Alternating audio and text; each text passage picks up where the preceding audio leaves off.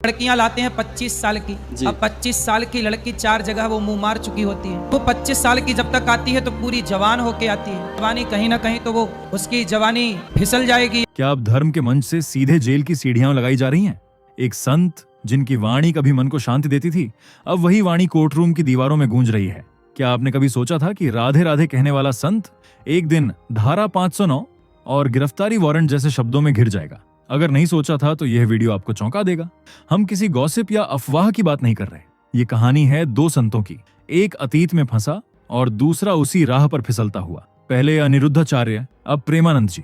दोनों ने मंच से बोले कुछ शब्दों में सिर्फ हवा नहीं हिलाई, समाज की आत्मा तक झकझोर दी। और अब सवाल सिर्फ क्या कहा का नहीं है, सवाल है किसकी आजादी किसकी कीमत पर। क्या आपको पता है कि भारत के कानून में ऐसे बयान देने पर क्या सजा हो सकती है? क्या संतों को भी संविधान का डर होना चाहिए? और सबसे बड़ा सवाल, क्या माफी मांग लेना अब काफी है? इस वीडियो में हम सिर्फ आरोप नहीं दिखाएंगे, हम दिखाएंगे उस सोच को जो धर्म के नाम पर चरित्र की डिग्रियां बांट रही है। और आपको तय करना है ये समाज किस दिशा में जा रहा है। रुकिए, सोचिए और वीडियो को अंत तक जरूर देखिए, क्योंकि अगली खबर शायद संत नहीं समाज के मौन पर हो। जब धर्म के मंच से उठती आवाजें समाज को जोड़ने के बजाय बांटने लगें, तब समझ लीजिए कि कहीं ना कहीं कुछ गलत जरूर हो रहा है। बीते कुछ महीनों में ऐसे कई धार्मिक प्रवचन सामने आए हैं जिन्होंने आस्था के मंच को विवाद के अखाड़े में तब्दील कर दिया है। पहले अनिरुद्धाचार्य और अब प्रेमानंद जी महाराज। दोनों संतों ने ऐसे बयान दिए हैं जिनकी गूंज सिर्फ मंदिरों के गेट तक सीमित नहीं रही, बल्कि सोशल मीडिया, न्यूज चैनल और यहां तक कि कोर्ट कचहरी तक पहुंच गई। अनिरुद्धाचार्य का वो बयान शायद ही कोई भूला हो, जिसमें उन्होंने 25 साल की अविवाहित लड़कियों के चरित्र पर सवाल उठाया था। लड़कियां लाते हैं 25 साल की। अब 25 साल की लड़की 4 जगह वो मुंह मार चुकी होती है। वो 25 साल की जब तक आती है तो पूरी जवान होके आती है। जवानी कहीं ना कहीं तो वो उसकी जवानी फिसल जाएगी। उन्होंने कहा था कि इस उम्र तक की लड़की 4 जगह मुंह मार चुकी होती है। इस एक वाक्य ने उन्हें लाखों श्रद्धालुओं की नजरों में संदेह के कटघरे में खड़ा कर दिया। महिला संगठनों का गुस्सा, वकीलों के प्रदर्शन और अंत में मजबूर होकर उनकी माफी, ये सब एक चेतावनी बनकर सामने आया था। पर शायद यह चेतावनी काफी नहीं थी। अब उसी राह पर चल पड़े हैं प्रेमानंद महाराज, वृंदावन के मशहूर संत, जिनके भक्तों की गिनती हजारों में होती है। मगर इस बार उनका प्रवचन उस रेखा को पार कर गया जिसे धार्मिक मर्यादा कहा जाता है। उन्होंने लड़कियों की पवित्रता पर सवाल उठाते हुए कहा कि आजकल की लड़कियों में से सिर्फ 2 या 4 ही पवित्र बची हैं। ये बयान सुनते ही जैसे पूरे देश में आग लग गई हो। हर तरफ से प्रतिक्रियाएं आने लगीं, कुछ पक्ष में मगर ज्यादातर विरोध में। अब सवाल उठता है, क्या प्रेमानंद महाराज भी अनिरुद्धाचार्य के रास्ते पर हैं? क्या उनके लिए भी वही मुकदमे, वही माफी और वही सामाजिक बहिष्कार इंतजार कर रहा है? या फिर यह मामला और भी गहरा जाएगा? कानून अब क्या कहता है और समाज किस ओर देख रहा है? यही जानने के लिए आपको यह कहानी पूरी सुननी होगी। कौन है प्रेमानंद महाराज? वृंदावन की गलियों में अगर किसी संत का नाम श्रद्धा और भक्ति के साथ लिया जाता है तो वह है श्री प्रेमानंद गोविंद शरण जी महाराज, जिन्हें उनके भक्त सिर्फ प्रेमानंद जी कहकर पुकारते हैं। जन्म से अनिरुद्ध कुमार पांडे, उत्तर प्रदेश के कानपुर से ताल्लुक रखने वाले इस संत ने राधा वल्लभ संप्रदाय की परंपरा को अपने भीतर आत्मसात किया और राधा रानी की भक्ति में जीवन समर्पित कर दिया। उनका आश्रम हित राधा केली कुंज वृंदावन में आज न सिर्फ एक धार्मिक स्थल है, बल्कि एक आध्यात्मिक ऊर्जा का केंद्र माना जाता है। हर साल हजारों की भीड़ उनके प्रवचनों को सुनने वृंदावन पहुंचती है। उनके शब्दों में भक्ति होती है तो जीवन के उलझे सवालों का समाधान भी। बच्चों से लेकर वृद्धों तक हर आयु वर्ग के लोग उनकी वाणी को सुनकर प्रेरणा लेते हैं। उन्हें सिर्फ एक संत नहीं, बल्कि राधा कृष्ण के दिव्य प्रेम का संवाहक माना जाता है। सोशल मीडिया पर उनके भजन, प्रवचन और कथाएं लाखों बार शेयर की जाती हैं। युवाओं में भी उनकी एक अलग फॉलोइंग है जो उन्हें आधुनिक जीवन के तनावों से मुक्ति दिलाने वाला एक मार्गदर्शक मानते हैं। एक समय था जब प्रेमानंद महाराज का नाम लेने मात्र से भक्तों की आंखों में श्रद्धा छलक उठती थी। उनका मंच जहां भजन होते थे, वहां सिर्फ संगीत नहीं, आत्मा की शांति महसूस होती थी। लोग कहते थे कि वो जब राधे राधे कहकर मुस्कुराते हैं तो जैसे मन का सारा बोझ हल्का हो जाता है। कई महिलाओं ने यह तक कहा कि उनके प्रवचनों ने उन्हें रिश्तों में विश्वास और खुद में आत्मबल लौटाने की शक्ति दी है। लेकिन आज वही संत प्रेमानंद जी अपने शब्दों की वजह से कटघरे में खड़े हैं। जिस जुबान से भक्ति और प्रेम की बात निकलती थी, उसी जुबान से निकले कुछ शब्द अब उन पर सामाजिक और कानूनी सवालों की बौछार कर रहे हैं। यह विरोधाभास केवल स्तब्ध नहीं करता, यह दुख भी देता है। कैसे एक संत जिसे समाज ने सिर आंखों पर बैठाया, अब उसी समाज के सवालों के घेरे में आ चुका है। ये वही प्रेमानंद जी हैं जिनके चरणों में लोगों ने अपने दुखों की गठरी खोली थी, और आज उन्हीं के बयान से हजारों दिलों में चोट पहुंची है। क्या ये एक चूक थी या फिर विचारों का पर्दा जो अब उतर चुका है? बयान जिसने सबको हिला दिया। प्रेमानंद महाराज के एक प्रवचन का वह हिस्सा अब इंटरनेट पर बार बार देखा, सुना और कांटा छांटा जा रहा है, लेकिन यह कोई एडिटेड क्लिप नहीं थी। यह शब्दशः वही था जो उन्होंने हजारों भक्तों के सामने कहा था। एक ऐसा बयान जो न सिर्फ असहज करने वाला था, बल्कि समाज के एक बड़े हिस्से, विशेषकर महिलाओं के आत्मसम्मान को सीधे सीधे चुनौती देता नजर आया। उन्होंने कहा, आजकल के बच्चे और बच्चियों के चरित्र पवित्र नहीं हैं। पहले जमाने की औरतों को देखो और आज की लड़कियों की पोशाकों को देखो, कैसे कपड़े पहन रहे हैं, कैसे आचरण कर रहे हैं। एक लड़के से ब्रेकअप, दूसरे से पेचअप, फिर तीसरे से व्यवहार, और यही व्यवहार व्यभिचार में बदल रहा है। यही नहीं रुके प्रेमानंद जी। उन्होंने एक उदाहरण देते हुए कहा, मान लो हमें 4 होटल के भोजन की आदत लग गई है, तो घर की रसोई का खाना अच्छा कैसे लगेगा? जब 4 पुरुषों से मिलने की आदत हो गई है, तो एक महिला एक पुरुष को कैसे स्वीकार कर पाएगी? उनकी भाषा में सिर्फ रूढ़िवादी सोच नहीं थी, उसमें एक तरह का नैतिक निर्णय छुपा था। एक ऐसा निर्णय जो लड़कियों के चरित्र को आंकने की कोशिश कर रहा था, वो भी बिना किसी सामाजिक या कानूनी आधार के। फिर उन्होंने वह वाक्य कहा जिसने सबसे ज्यादा आग भड़काई, आज की लड़कियों में पवित्रता खत्म हो रही है। 100 में से सिर्फ 2 या 4 लड़कियां ही पवित्र बची हैं। यह आंकड़ा कहां से आया? इस सवाल का कोई जवाब आज तक प्रेमानंद महाराज की तरफ से नहीं आया, पर सोशल मीडिया पर लोगों ने पूछा, क्या आप सर्वे करने निकले थे?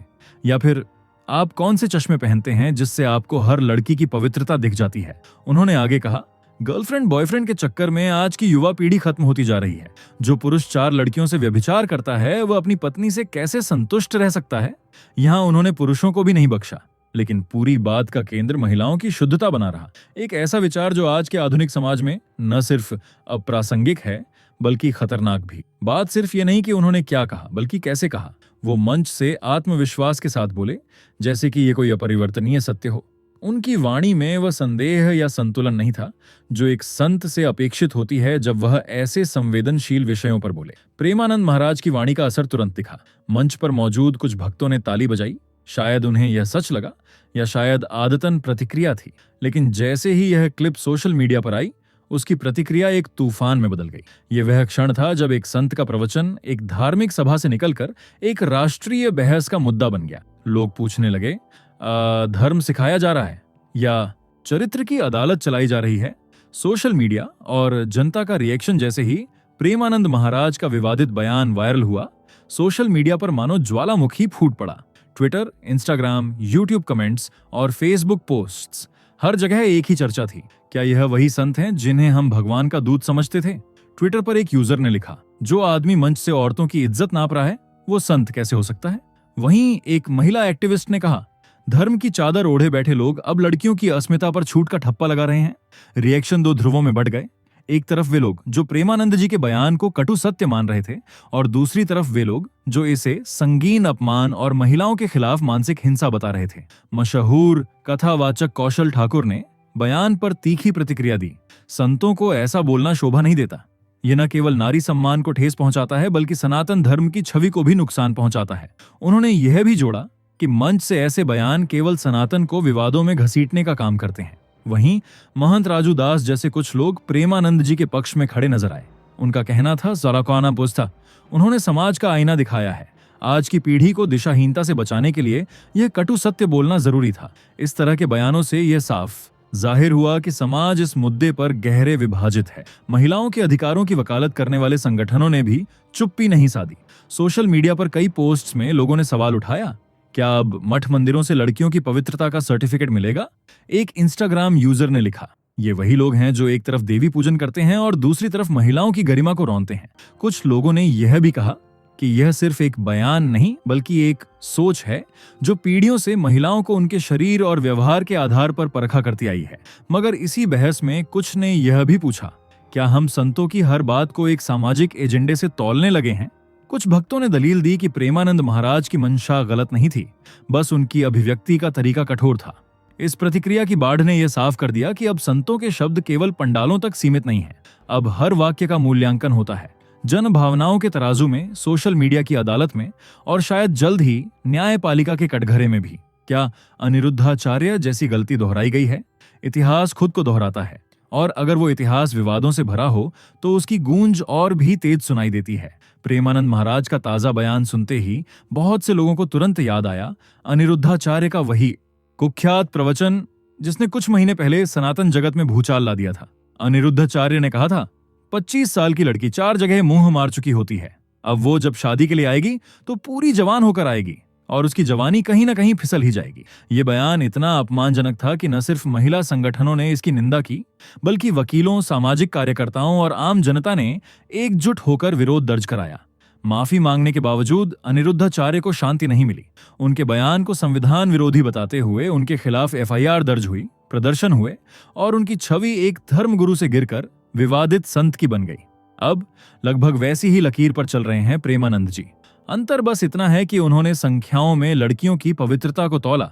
100 में से सिर्फ 2 या 4 लड़कियां ही पवित्र बची हैं, और उस पर भी आत्मविश्वास से, मंच से। सवाल यही है, क्या प्रेमानंद महाराज ने अनिरुद्धाचार्य की गलती से कुछ सीखा, या फिर वही घमंड, वही अनभिज्ञता उनके शब्दों में भी झलक रही है? क्या ये एक और केस बनेगा जिसमें बाद में माफी मांगनी पड़ेगी, लेकिन तब तक बहुत देर हो चुकी होगी? लोग पूछ रहे हैं, क्या एक माफी काफी होगी? क्या एक "ये मेरा इरादा नहीं था" कह देना उस अपमान को मिटा देगा जो हजारों महिलाओं ने महसूस किया? ये तुलना सिर्फ 2 संतों की नहीं है, ये एक प्रवृत्ति की बात है, एक ऐसी सोच की जो धर्म के मंच से महिलाओं के अस्तित्व और गरिमा को आंकने का अधिकार खुद को दे देती है। अब देखना यह है कि क्या इस बार भी कहानी वहीं जाकर खत्म होगी? एक वीडियो माफी, कुछ दिन का विराम, फिर सब पहले जैसा, या फिर समाज इस बार जवाब मांगकर ही मानेगा?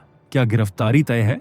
कानूनी विश्लेषण और संभावनाएं जब किसी धार्मिक व्यक्ति की वाणी धर्म से भटककर विवाद की सीमा पार करती है, तो केवल सामाजिक आक्रोश ही नहीं, कानूनी प्रक्रिया भी अपना रास्ता तलाशने लगती है। प्रेमानंद महाराज के हालिया बयान ने यही स्थिति पैदा कर दी है। और अब सवाल सिर्फ नैतिकता का नहीं, कानून का है। भारत के संविधान के तहत हर नागरिक को अभिव्यक्ति की स्वतंत्रता प्राप्त है, लेकिन इसकी भी सीमाएं हैं। भारतीय दंड संहिता IPC की धारा 45(5)A धार्मिक भावनाओं को आहत करना, 509 स्त्री की गरिमा का अपमान करना और 153A वर्गों के बीच द्वेष फैलाना जैसे प्रावधान उन बयानों पर लागू हो सकते हैं जो किसी समुदाय, लिंग या धर्म को अपमानित करते हैं। कानूनी विशेषज्ञों का मानना है कि प्रेमानंद जी का बयान महिलाओं की सामूहिक गरिमा पर टिप्पणी करता है और यह सीधा सीधा धारा 509 के अंतर्गत आ सकता है। अगर यह सिद्ध हो जाए कि उनके शब्दों ने महिलाओं की प्रतिष्ठा को ठेस पहुंचाई, तो यह एक संज्ञेय अपराध बन सकता है जिसमें गिरफ्तारी संभव है। कुछ राज्यों के महिला आयोगों ने इस मामले में स्वतः संज्ञान लिया है। वहीं मथुरा और वृंदावन में स्थानीय संगठनों ने शिकायत दर्ज करने की प्रक्रिया शुरू कर दी है। सूत्रों के अनुसार कुछ वकीलों ने पहले ही स्थानीय प्रशासन को ज्ञापन सौंपा है, जिसमें कानूनी कार्यवाही की मांग की गई है। कानून सिर्फ सजा देने का यंत्र नहीं है, ये समाज को दिशा देने का औजार भी है। अगर समाज के प्रभावशाली व्यक्तित्व मंच से यह कहें कि 100 में से 98 लड़कियां अपवित्र हैं, तो यह भाषण नहीं, सामूहिक चरित्र हनन का मामला बन जाता है। अब सवाल उठता है, क्या प्रेमानंद महाराज की गिरफ्तारी तय है? ये पूरी तरह इस बात पर निर्भर करता है कि शिकायतें कैसे दर्ज होती हैं, पुलिस और प्रशासन इसे किस स्तर तक ले जाते हैं और कोर्ट इसे किस गंभीरता से देखता है। अभी के लिए वे आजाद हैं, लेकिन हवा में वो सन्नाटा है जो किसी तूफान के आने से पहले होता है। समाज, धर्म और संतों की जिम्मेदारी। जब कोई संत मंच पर बैठता है तो वह सिर्फ एक व्यक्ति नहीं होता, वह एक विचार होता है, एक परंपरा का प्रतिनिधि और करोड़ों लोगों की भावनाओं का केंद्र होता है। उसकी हर बात, हर शब्द सिर्फ एक प्रवचन नहीं, बल्कि समाज में दिशा देने वाला संकेत बन जाता है। ऐसे में जब वही संत किसी विशेष वर्ग, विशेषकर महिलाओं पर उंगली उठाता है, तो सवाल उठना लाजमी है, क्या वाणी की यह आजादी जिम्मेदारी से खाली हो सकती है? हमारे समाज में संतों को देवता के समान स्थान मिला है। उनसे यह उम्मीद की जाती है कि वे न सिर्फ धर्म सिखाएंगे, बल्कि करुणा, समानता और मर्यादा के मूल्यों को भी आगे बढ़ाएंगे। मगर हाल के घटनाक्रम इस सोच को झकझोरते हैं। जब अनिरुद्धाचार्य और प्रेमानंद जैसे संत महिलाओं के चरित्र पर सार्वजनिक टिप्पणी करते हैं, तो यह सिर्फ एक भाषण नहीं होता, ये समाज में मौजूद उस पितृसत्ता की पुष्टि बन जाता है जो महिलाओं को सदैव परीक्षा की नजर से देखती आई है। ये जरूरी है कि हम ये पूछें, क्या अब भी हम उस दौर में जी रहे हैं जहां औरत की गरिमा उसकी पवित्रता के आंकड़े से तय होगी?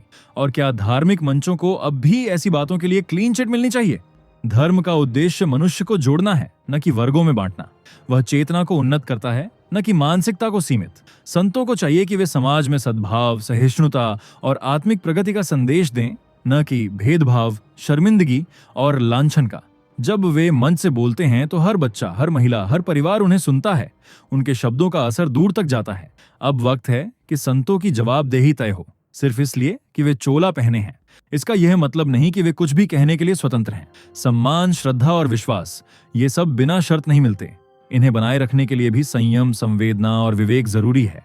और अंत में सवाल आपसे, क्या हम ऐसे समाज को स्वीकार करेंगे जहां धर्म के नाम पर नारी का अपमान हो? क्या ऐसे प्रवचनों पर चुप रह जाना हमारी भी भागीदारी नहीं बनता उस अन्याय में?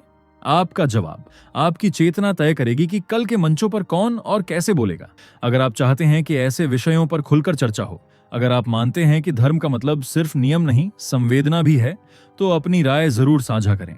और अगर आपको लगता है कि अब संतों को भी सवालों के घेरे में आना चाहिए, तो इस वीडियो को शेयर करें ताकि हर मंच तक आपकी आवाज पहुंचे। दोस्तों, आपको स्क्रीन पर 2 और वीडियोस दिखाई दे रही हैं, जिसे देखने के लिए स्क्रीन पर क्लिक करें।